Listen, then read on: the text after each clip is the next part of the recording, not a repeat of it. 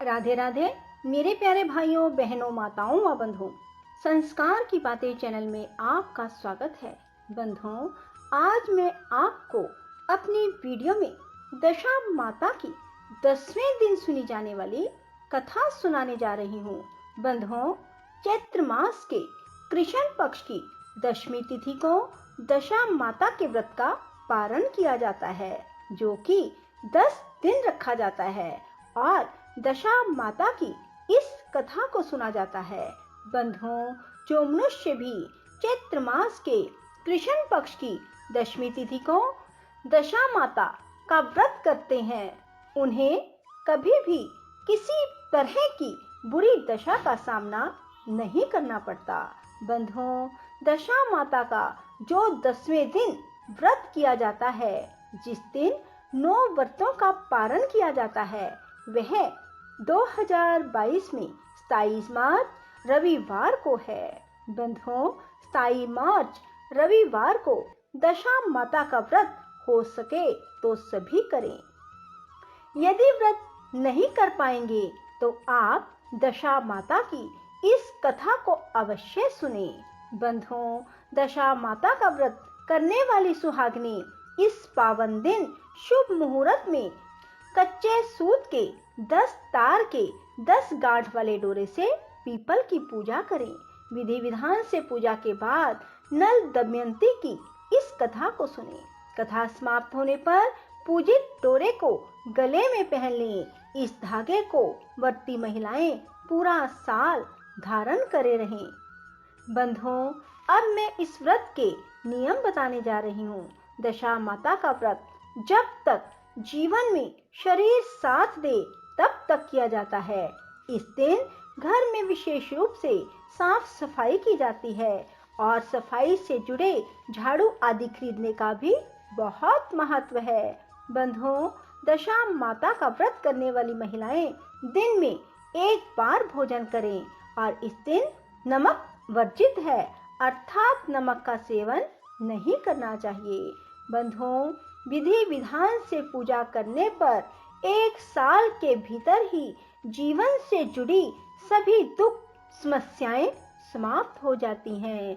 सो बंधुओं, दशा माता का व्रत अवश्य करें और अपने जीवन में आने वाली दुख तकलीफ समस्याओं से छुटकारा पाएं। बंधुओं, अब मैं आपको सुना रही हूँ दशा माता की कथा। प्राचीन समय में राजा नल और दमयंती रानी सुखपूर्वक राज्य करते थे। उनके 2 पुत्र थे। उनके राज्य में प्रजा सुखी और संपन्न थी। एक दिन की बात है, उस दिन होली दशा थी। एक ब्राह्मणी राजमहल में आई और रानी से कहा, दशा का डोरा ले लो। बीच में दासी बोली, हाँ रानी साहिबा, आज के दिन सभी सुहागिन महिलाएं दशा माता की पूजन और व्रत करती हैं। इस डोरे की पूजा करके इसे गले में बांध लिया जाता है, जिससे घर में सुख समृद्धि आती है। अतः रानी ने ब्राह्मणी से डोरा ले लिया और विधि अनुसार पूजन करके उसे गले में धारण कर लिया। कुछ दिनों के बाद राजा नल ने दमयंती के गले में डोरा बंधा हुआ देखा। राजा ने पूछा, इतने सोने के गहने पहनने के बाद भी आपने यह डोरा क्यों पहना है? रानी कुछ कहती, इसके पहले ही राजा ने डोरे को तोड़कर जमीन पर फेंक दिया। रानी ने उस डोरे को जमीन से उठा लिया और राजा से कहा, यह तो दशा माता का डोरा था, आपने उनका अपमान करके अच्छा ना किया। जब रात्रि में राजा सो रहे थे, तब दशा माता स्वप्न में बुढ़िया के रूप में आई और राजा से कहा, हे राजा, तेरी अच्छी दशा जा रही है और बुरी दशा आ रही है। तूने मेरा अपमान करके अच्छा नहीं किया। ऐसा कहकर बुढ़िया अर्थात दशा माता अंतर्ध्यान हो गई। अब जैसे तैसे दिन बीतते गए, वैसे वैसे कुछ ही दिनों में राजा के ठाट बाट, हाथी घोड़े, लव लश्कर, धन धान्य, सुख शांति सब कुछ नष्ट होने लगा। अब तो भूखे मरने का समय तक आ गया। एक दिन राजा ने दमयंती से कहा, तुम अपने दोनों बच्चों को लेकर अपने मायके चली जाओ। रानी ने कहा, मैं आपको छोड़कर कहीं नहीं जाऊंगी। जिस प्रकार आप रहेंगे उसी प्रकार मैं भी आपके साथ रहूंगी। तब राजा ने कहा, अपने देश को छोड़कर दूसरे देश में चलें, वहां जो भी काम मिल पाएगा वही काम कर लेंगे। इस प्रकार नल दमयंती अपने देश को छोड़कर चल दिए। चलते चलते रास्ते में भील राजा का महल दिखाई दिया। वहां राजा ने अपने दोनों बच्चों को अमानत के तौर पर छोड़ दिया। आगे चले तो रास्ते में राजा के मित्र का गांव आया। राजा ने रानी से कहा, चलो हमारे मित्र के घर चलें। मित्र के घर पहुंचने पर उनका खूब आदर सत्कार हुआ और पकवान बनाकर भोजन कराया। मित्र ने अपने शयन कक्ष में सुलाया। उसी कमरे में मोर की आकृति की खूंटी पर मित्र की पत्नी का हीरो जड़ा हार टंगा हुआ था। मध्य रात्रि में रानी की नींद खुली तो उन्होंने देखा कि वह बेजान खूंटी हार को निगल रही है। यह देखकर रानी ने तुरंत राजा को जगाकर दिखाया और दोनों ने विचार किया कि सुबह होने पर मित्र के पूछने पर क्या जवाब देंगे, अतः यहाँ से इसी समय चले जाना चाहिए। राजा रानी दोनों रात्रि को ही वहां से चल दिए। सुबह होने पर मित्र की पत्नी ने खूंटी पर अपना हार देखा, हार वहां नहीं था। तब उसने अपने पति से कहा, तुम्हारे मित्र कैसे हैं जो मेरा हार चुरा कर रात्रि में ही भाग गए। मित्र ने अपनी पत्नी को समझाया कि मेरा मित्र कदापि ऐसा नहीं कर सकता, धीरज रखो, कृपया उसे चोर मत कहो। आगे चलने पर राजा नल की बहन का गांव आया। राजा ने बहन के घर खबर पहुंचाई कि तुम्हारे भाई भौजाई आए हुए हैं।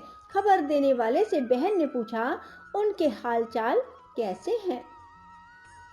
वह बोला, दोनों अकेले हैं, पैदल ही आए हैं तथा वे दुखी हाल में हैं।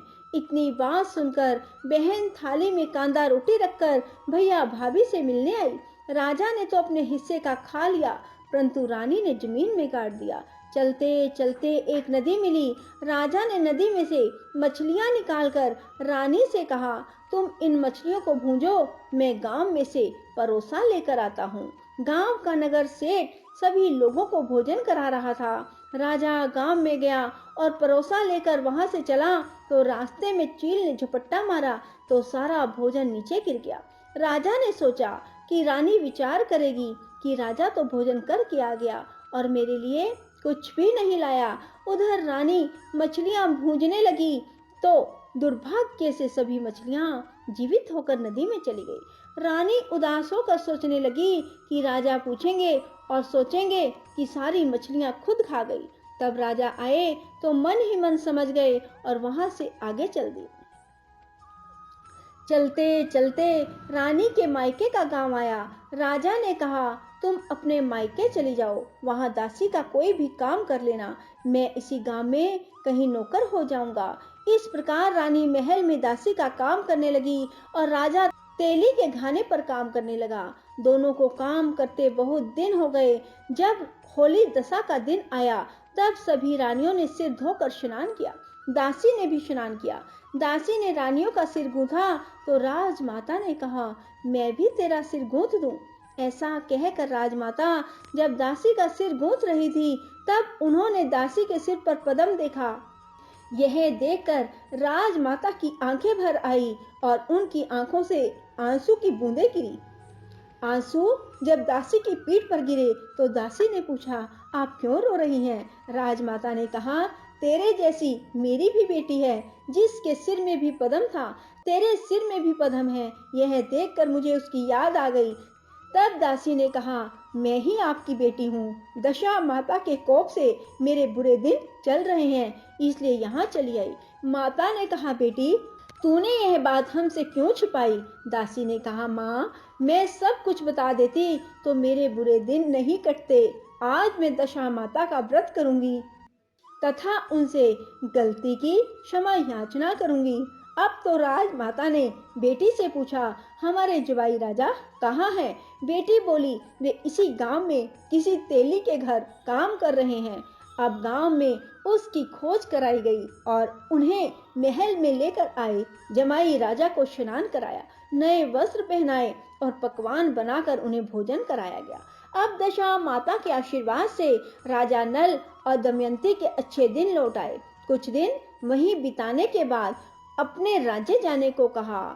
दमयंती के पिता ने खूब सारा धन, लव लश्कर, हाथी घोड़े देकर बेटी जवाई को विदा किया। रास्ते में वही जगह आई जहां रानी ने मछलियों को भूना था और राजा के हाथ से चील के झपट्टा मारने से भोजन जमीन पर गिर पड़ा था। तब राजा ने कहा, तुमने सोचा होगा कि मैंने अकेले भोजन कर लिया होगा, परंतु चील ने झपट्टा मारकर उस भोजन को गिरा दिया था। अब रानी ने कहा, आपने सोचा होगा कि मैंने मछलियां भूनकर अकेले ही खा ली होंगी, परंतु वे तो जीवित होकर नदी में चली गई थी।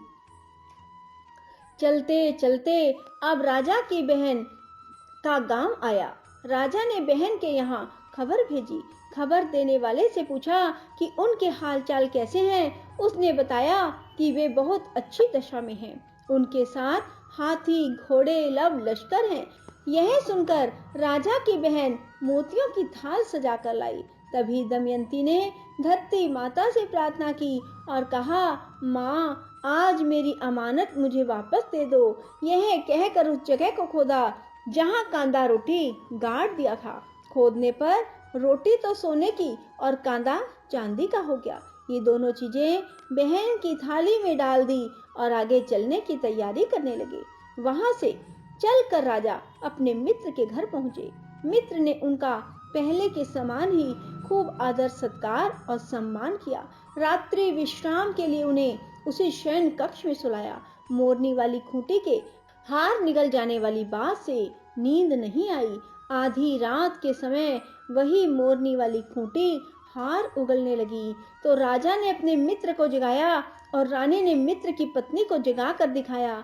आपका हार तो इसने निगल लिया था।